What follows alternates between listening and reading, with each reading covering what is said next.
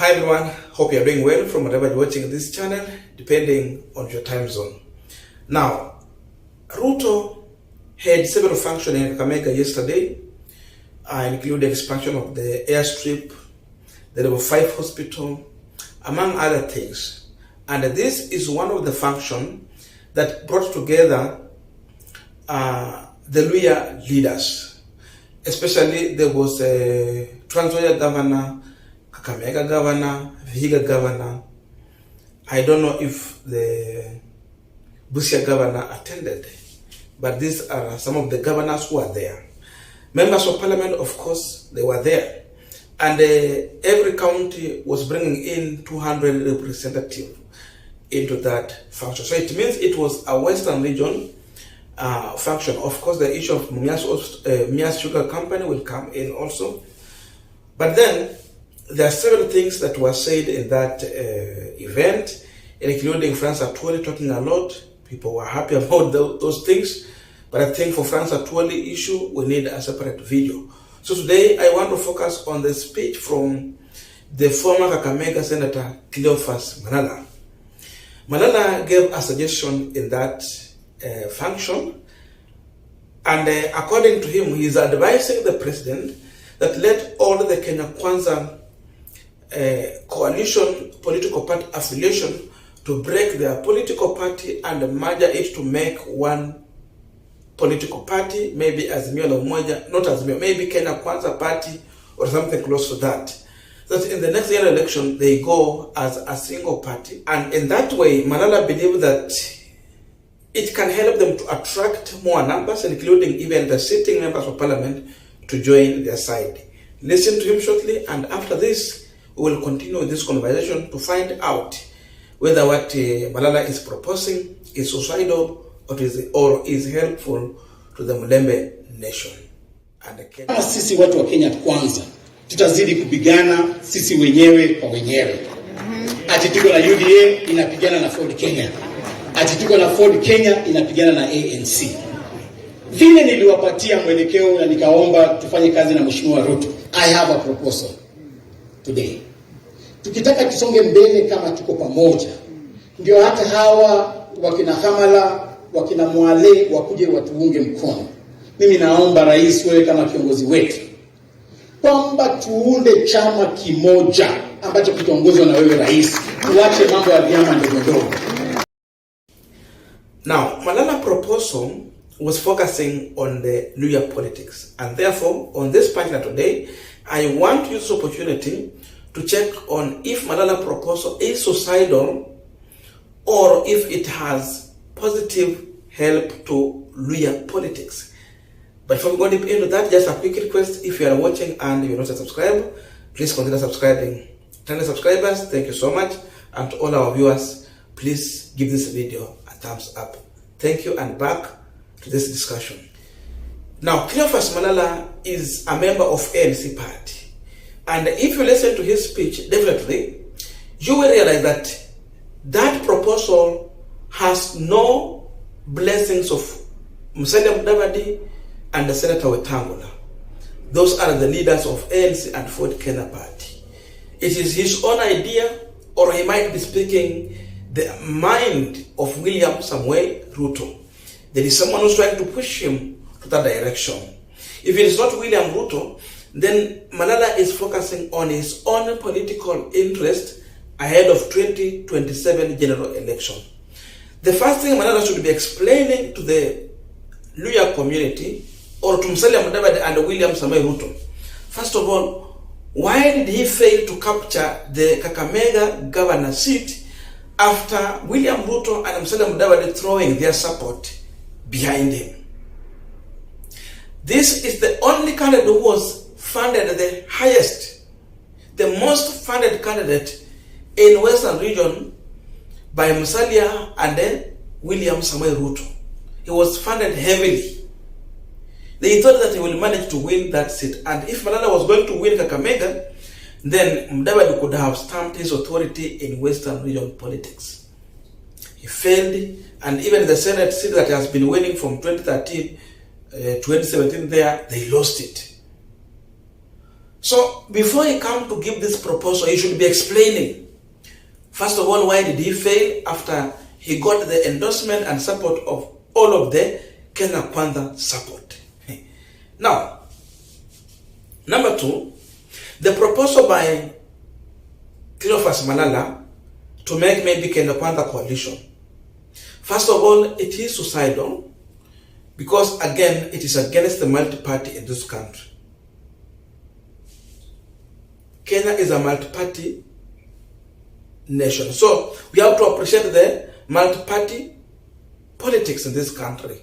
Therefore, we should not reduce us and turn us back to Moi era. Let us appreciate having more political parties in Western. Number three, before you give this proposal, you should be explaining why ANC party and Ford Kenya failed to merge and form one political party in Western in their push during 2022, in the year 2021 and 2020. Yeah.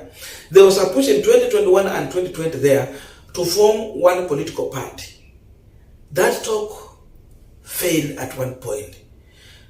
Before he talk about or call about uniting to have one political party led by William Samoei Ruto, he should be explaining why that push failed to unite ANC and Ford Kenya party. And if this one failed, he should be aware that his push is just going to fail. It might not materialize at the end of the day.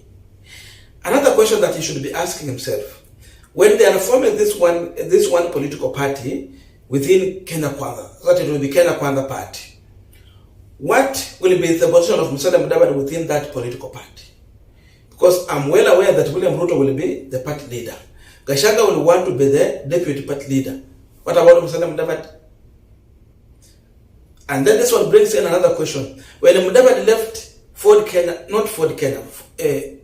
ODM party, he was there as deputy party leader, who was more powerful than Oparanya.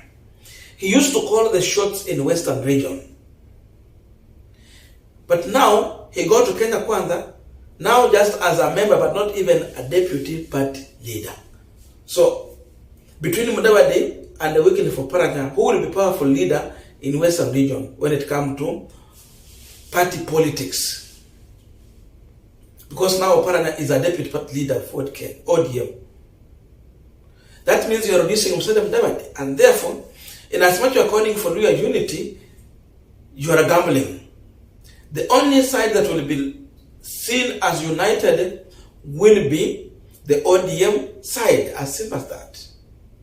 Because at least they have a leader from Western who is a deputy party leader.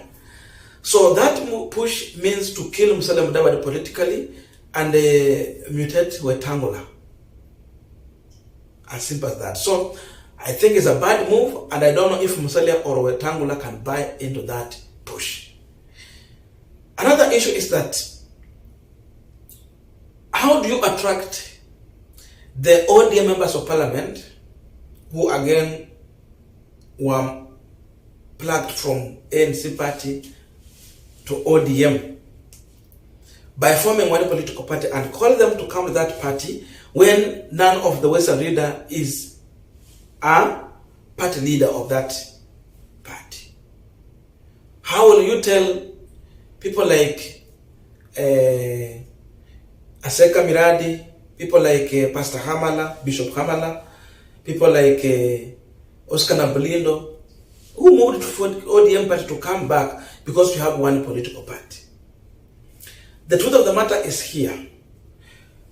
To break the unity of Western region, the leader of Mulembe nation should learn how to fund members of parliament when it comes to running political party affairs. And they need to sit down with the Francis Atwoli to teach them a political lesson on how to fund these people. For those who are aware, when ODM party put how what I mentioned, Akina Nabalindo and the team. Number one, they provided campaign funds. ODM party gave the money. Francis Atwoli personally gave the money to these people. And that's the only way they managed to run their affairs, and they got attracted to the ODM deal. If Musalia Mudavadi will continue to be stingy avoid to be available for these members of parliament. Akuwe mkonogamu akose kutoa pesa ya kupea watu wapige campaign. He will go nowhere. Look at Ruto. He pumped a lot of money to become president. Raila Odinga has always had resources to give these people to campaign in areas where he knows is not that much strong, in areas where he knows is weak. He will make sure that the ODM party is giving resources to campaign for these people. But if Musalia Mudavadi will not do that and assume that people will support him using their own money, then he's going nowhere, as simple as that. So the issue of campaign resources is also key. Number 3 is having the right people in the party. First of all, what kind of candidate were they having? They had all weak candidates. So how could they defeat the ODM candidate? If Raila Odinga came and took over ANC members of parliament to add on what ODM had, kwani hawakuwa na macho waone? It means Raila saw value. He saw that these people can bring numbers. And that's why he decided to fund them and he decided to campaign for them. So if you go for weak candidate, how do you expect to win an election? It cannot work. So Malala should be focusing on uniting Musalia and Wetangula, and to some extent these leaders have tried to stay together in as much they are deciding to have their political party there.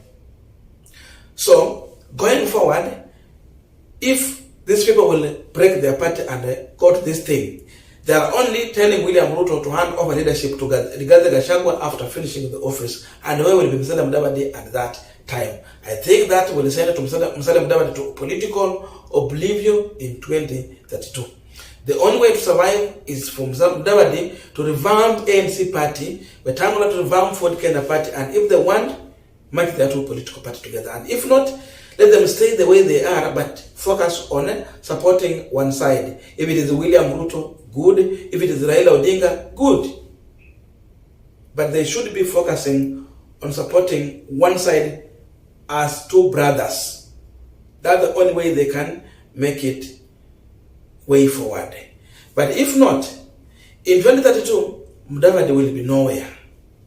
So you need to revamp ANC party moving forward. Anything less than that, I think it is suicidal for me, especially for Mulembe nation. So Mudavadi should use this opportunity as a prime cabinet secretary to grow the ANC party. He has all the chances going forward.